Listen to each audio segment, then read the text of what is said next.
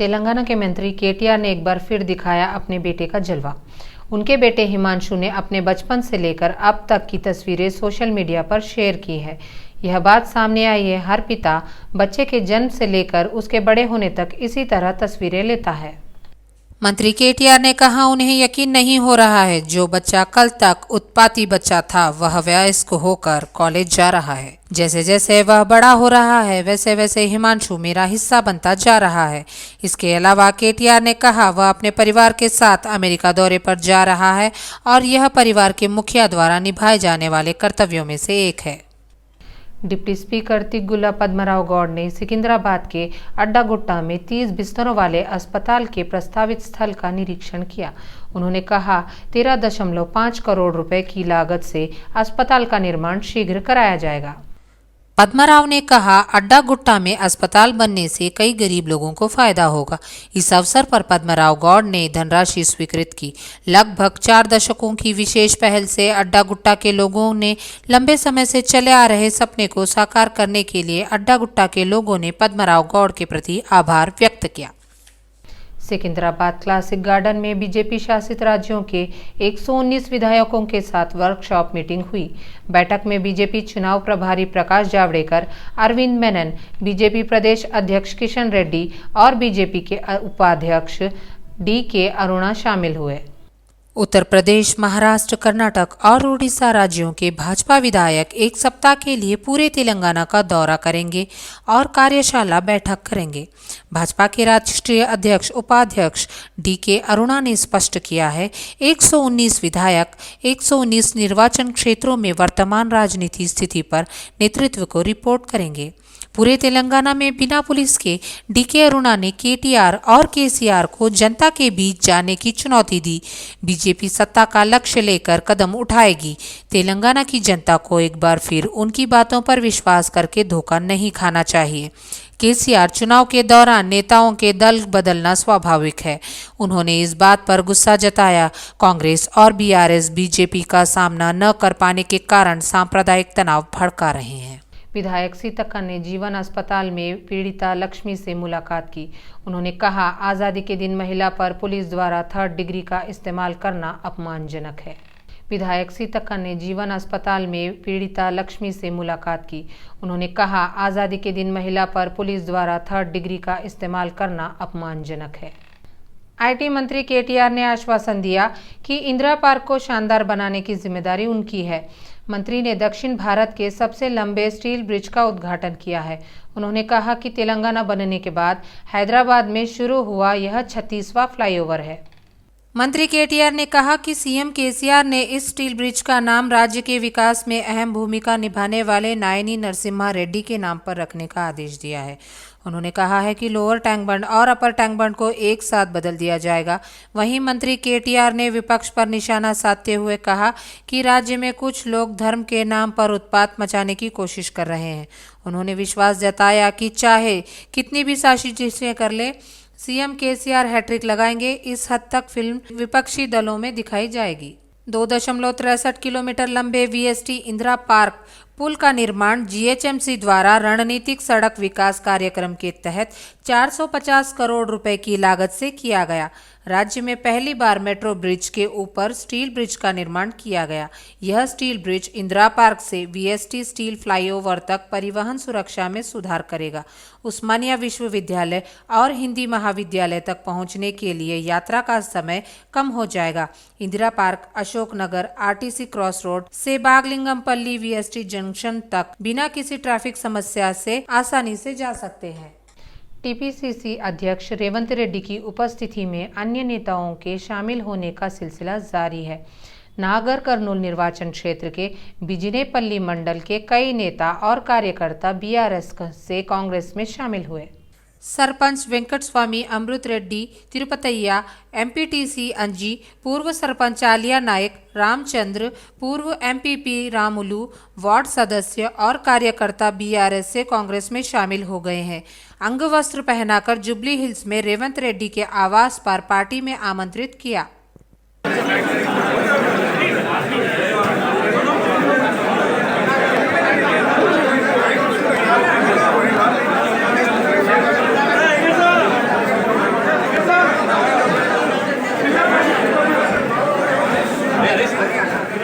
कांग्रेस विधायक जग्गा रेड्डी ने की सनसनीखेज टिप्पणी। उन्होंने एसएलपी कार्यालय में एक मीडिया सम्मेलन का आयोजन किया। उन्होंने साफ किया कि वह राहुल गांधी के नेतृत्व में काम करेंगे। उन्होंने कहा कि राहुल गांधी के साथ एक और बड़ा कार्यक्रम संगारेड्डी में होगा। वह इस बात से नाराज थे कि कुछ लोग उनके खिलाफ गलत खबरें फैला रहे हैं। उन्होंने कहा है कि उन्होंने कड़ी मेहनत से राजनीतिक भविष्य बनाया है। उन्होंने चेतावनी दी कि उनकी रणनीतियों को कम नहीं आंका जाना चाहिए। विधायक माधव रामकृष्ण राव ने कहा कि मुख्यमंत्री केसीआर ने गरीबों के सपनों को साकार करने के लिए कई कल्याणकारी योजनाएं शुरू की है। उन्होंने मुख्यमंत्री केसीआर की सराहना करते हुए उन्हें ऐसा नेता बताया जिन्होंने तेलंगाना राज्य में ऐसी कल्याणकारी योजनाएं पेश की जैसी देश में कहीं नहीं और नहीं की गई। विधायक माधव रामकृष्ण ने कुकटपल्ली विधायक कैंप कार्यालय में 70 लाभार्थियों को बीसी बंधु चेक सौंपे। दोपहर के भोजन की व्यवस्था की गई और बीसी बंधु चेक प्राप्त करने वाले लाभार्थियों को चेक सौंपे गए। उन्होंने कहा कि सीएम केसीआर की सरकार तेलंगाना राज्य के गरीब परिवारों को मदद करेगी। कांग्रेस पार्टियां अपने शासनकाल में जनता के लिए कुछ न कर केवल शब्दों तक ही सीमित रहीं। विधायक माधव रामकृष्ण राव ने कहा कि लोगों को ऐसी पार्टियों पर भरोसा नहीं करना चाहिए और अगर बीआरएस सरकार आगामी चुनावों में जीतती है तो वह और अधिक विकास करेगी। कांग्रेस पार्टी में शामिल होने का सिलसिला जारी है। टीपीसीसी अध्यक्ष रेवंत रेड्डी की मौजूदगी में कई बीआरएस नेता कांग्रेस में शामिल हो गए। रेवंत रेड्डी ने जुबली हिल्स स्थित आवास पर नागर कर्नूल निर्वाचन क्षेत्र के बिजनेलपल्ली मंडल के कई लोग पार्टी में शामिल हो गए। शामिल होने वालों में वेंकट स्वामी, अमृत रेड्डी, तिरुपतैया, एमपीटीसी अंजी, पूर्व सरपंच आलिया नायक और बीआरएस से कांग्रेस में शामिल हो गए। कापरा जीएचएमसी के सभी विभागों के सभी कर्मचारियों को स्थायी करने की मांग को लेकर जीएचएमसी कैपरा सर्कल कार्यालय के सामने कर्मचारी द्वारा बड़े पैमाने पर धरना दिया गया। डॉक्टर एएस राव नगर डिवीजन के नगर सेवक सिंगी रेड्डी, सिरिशा सोमशेखर रेड्डी ने इस धरना कार्यक्रम के प्रति एकजुटता व्यक्त की और धरने में भाग लिया। इस अवसर पर कार्यालय परिसर में वंटा वारपू का आयोजन किया गया। नगर सेवक सिंगी रेड्डी सिरिशा सोमशेखर रेड्डी ने कहा कि सरकार ने कॉन्ट्रैक्ट आउटसोर्सिंग कर्मचारियों को स्थायी करने का वादा किया था। अब उन्होंने टीआरएस सरकार पर कर्मचारियों को धोखा देने का आरोप लगाया है। उन्होंने 1 दशक तक श्रमिकों के जीवन से खिलवाड़ करने के लिए सरकार की आलोचना की। उन्होंने चिंता व्यक्त की कि न्यूनतम वेतन अधिनियम के अनुसार मजदूरी नहीं बढ़ाई जा रही है। उन्होंने कहा कि यह अफसोसजनक है कि कर्मचारियों द्वारा कई बार अपनी चिंताएं जताए जाने के बावजूद सरकार ने कोई जवाब नहीं दिया। अब भी सरकार ने जवाब दिया है और कर्मचारियों को स्थायी करने की मांग की है, अन्यथा उन्होंने आंदोलन कार्यक्रम को तेज करने की चेतावनी दी है। बीसी सिंह गर्जना सभा 10 सितंबर को सरूनगर इंडोर स्टेडियम मैदान में किया जाएगा। इस कार्यक्रम को सफल बनाने के लिए बीसी वेलफेयर एसोसिएशन ने चिंतलकुंटा के एक समारोह हॉल में एक राज्यव्यापी बैठक का आयोजन किया। नेशनल बीसी वेलफेयर एसोसिएशन के अध्यक्ष जाजुला श्रीनिवास गौड ने कहा कि हमें आगामी चुनावों में कैसे आगे बढ़ना है। 10 मुख्य मुद्दों पर विस्तार से चर्चा की है। मुख्य रूप से सभी प्रमुख दलों ने जनसंख्या के आधार पर बीसी को 60% सीटें आवंटित करने की मांग की है। सभी पार्टियां बीसी उम्मीदवार को सीएम घोषित कराना चाहती हैं। केंद्रीय मंत्री किशन रेड्डी की पत्नी काव्या रेड्डी ने साफ कर दिया है कि महिलाओं को आर्थिक रूप से आगे बढ़ने के लिए संकल्प के साथ कौशल विकास कार्यक्रम शुरू किए गए हैं। उन्होंने अटल बिहारी वाजपेयी फाउंडेशन के तत्वाधान में निःशुल्क कौशल विकास प्रशिक्षण पूरा करने वाली महिलाओं को प्रमाण पत्र प्रदान किए हैं। काव्या रेड्डी ने कहा कि यह कार्यक्रम उन महिलाओं को स्वरोजगार कार्यक्रम के तहत कुछ सहायता प्रदान करने के इरादे से स्थापित किया गया है जो वित्तीय कठिनाइयों में है। इस कार्यक्रम के तहत सिलाई, करघा कार्य और ब्यूटिशियन पाठ्यक्रमों में निःशुल्क प्रशिक्षण प्रदान किया जा रहा है। बताया जा रहा है कि पिछले 8 वर्षों में हैदराबाद भर में 20,000 महिलाओं ने कौशल विकास प्रशिक्षण लिया है और स्वयं कमाई के स्तर तक बढ़ी हैं।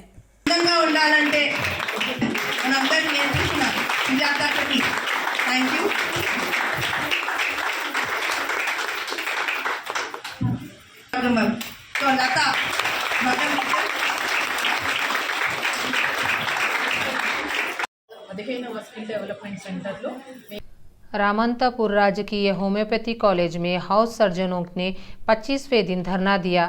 उनकी समस्या को राज्य सरकार के ध्यान में लाने के लिए रामंतपुर में राज्यसभा सदस्य डॉक्टर लक्ष्मण को एक आवेदन दिया। 2014 जियो के मुताबिक वे पिछले 7 महीने से स्टाइपेंड में बढ़ोतरी न होने और स्टाइपेंड का भुगतान न होने के खिलाफ विरोध प्रदर्शन कर रहे हैं।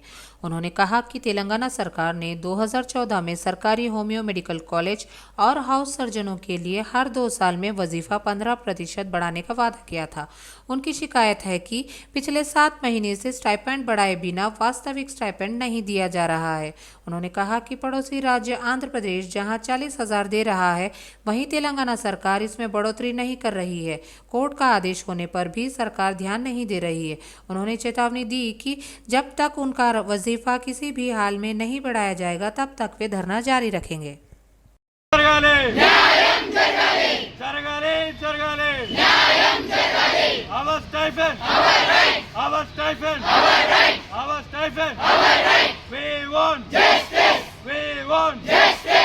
खानापुर के लोगों की मांग है कि जॉनसन को खानापुर विधानसभा क्षेत्र से एमएलए का टिकट न दिया जाए। उन्होंने ओयू में खानापुर बचाओ और जॉनसन को हटाओ जाने की मांग को लेकर तख्तियां लेकर विरोध प्रदर्शन किया। ग्रामीण यह कहते हुए गुस्से में थे कि किसी बाहरी व्यक्ति को विधायक का टिकट नहीं दिया जाना चाहिए। जो आदिवासी प्रथाओं और रीति रिवाजों को नहीं जानता है, उन्हें पूछा कि जॉनसन का खानापुर निर्वाचन क्षेत्र से वास्तविक संबंध क्या है। Save Khanapur, save Khanapur, save Khanapur, non local हटाओ, लोकल को बचाओ, नॉन लोकल हटाओ, लोकल को बचाओ, सेव खानापुर, सेव खानापुर, गिरिजन आदिवासी ऐक्यता वर्धिल्लाले। पुलिस ने आखिरकार किन्नरों के भेष में भिखारियों के एक गिरोह को गिरफ्तार कर लिया। West zone DSP Chandana Deepti ने मीडिया को इस गैंग के बारे में जानकारी दी। उन्होंने कहा कि वे सभी बिहार से हैं और ऐसे करीब 100 लोग हैं। डीसीपी चंदना दीप्ति ने बताया कि ट्रांसजेंडर के भेष में भीख मांगने वाले गिरोह के सरगना राजेश और अनीता है। बताया जाता है कि राजेश के पास 100 तक सदस्य है। डीसीपी चंदना दीप्ति ने कहा कि वे आसान पैसे के लिए इस गिरोह को चला रहे हैं। स्पष्ट किया गया है कि गिरोह के बाकी सदस्यों की तलाश जारी है।